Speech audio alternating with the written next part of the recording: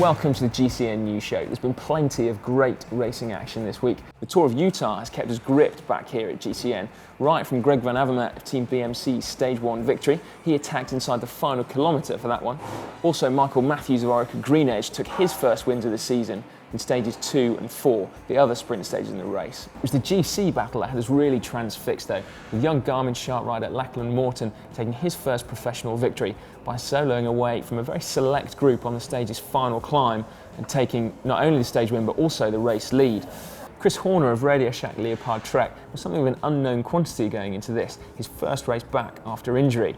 However, things are looking very good for him as he's targeting the Vuelta. He took a fantastic victory on the summit finish of the Queen stage to the Snowbird ski area. However, he was shadowed to the line by Tom Danielson of Garmin-Sharp, and the two were actually neck and neck on time going into the final stage, although Horner himself had the leader's jersey. Danielson left it until the final climb of this final stage to put in an attack that finally distanced Chris Horner, and in fact everyone else except for Francisco Mancebo and Jose Azevedo. He comfortably put in enough time to take the overall victory, although the final stage itself was actually taken by Francisco Mancebo. In the Route de France, the Wiggle Honda team dominated in quite an extraordinary manner. Their Italian sprinter Giorgia Bronzini added to her Stage 1 victory with victories in stages 2, 3, 4, 5 and 6. Now stage 7, the final stage, was the toughest in the race. In fact, it was the only stage that threatened to disrupt the classification that had been set in the prologue time trial. Bronzini's teammate Linda Willemsen needed only 2 seconds to overhaul race leader Emma Johansson of Orica AIS. On the hardest climb of the day, she bridged across to lone attacker Evelyn Stevens of the US national team and then proceeded to drop her on the following descent.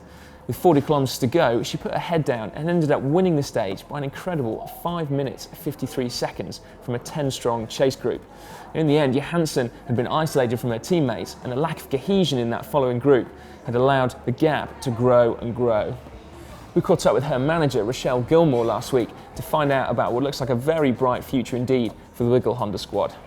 I think women's cycling is on the way up. It's in a very healthy position from where I sit. All my athletes are extremely happy, and all the athletes they compete against are also loving the lifestyles they have and the increased media attention that we get and the careers that they see in the future. They see that women's cycling is lifting, the profile of women's cycling and all the media exposure and media attention that women's cycling is gaining now. I think we're heading in the right direction. Well, with Wiggle Honda, I've taken the approach of let's influence what I have the power to do, and that's to create a professional environment for the women. With 12 years experience in the women's peloton, I learned a lot about what shouldn't be done and what should be done a lot better. So it was just a process from when I decided that this is really what I want to do and I'm ready to do it. It was a process of obtaining the sponsors, putting the structure together, finding a team base, an environment, staff that would work well with the athletes. I think a step forward next year would be to have more races that are promoted by the same organisations as the men's races, like the classics.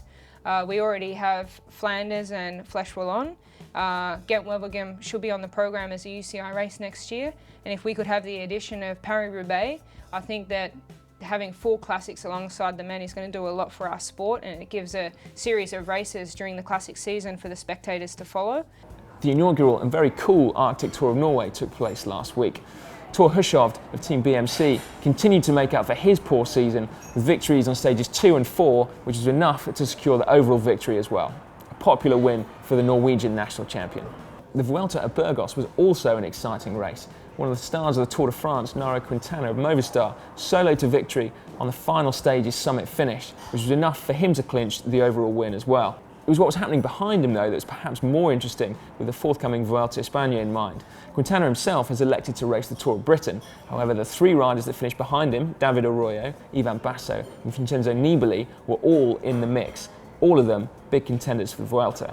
Of the 3 of them, I think perhaps it was Ivan Basso who was looking the most ominous. He's got a lot to prove this year after a terrible season, and he's in typical quiet style, looks like he's hitting his form at the right time. While the mountain bike World Cup continued, up in Mountain Annie, Canada. It was actually the Leadville 100 race in Colorado that's grabbed our attention this week.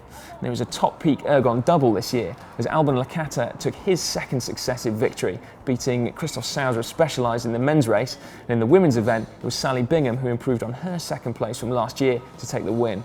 And both riders, in the end, actually broke the course records as well, so congratulations to them. We'll bid you goodbye with Tweet of the Week. Chris Horner this time, giving us another taste of life on the road as a pro cyclist.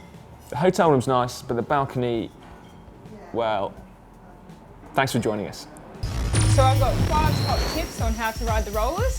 The first one is to make sure you set your rollers up in between 2 things. 2 chairs or a doorway or something to lean on either side.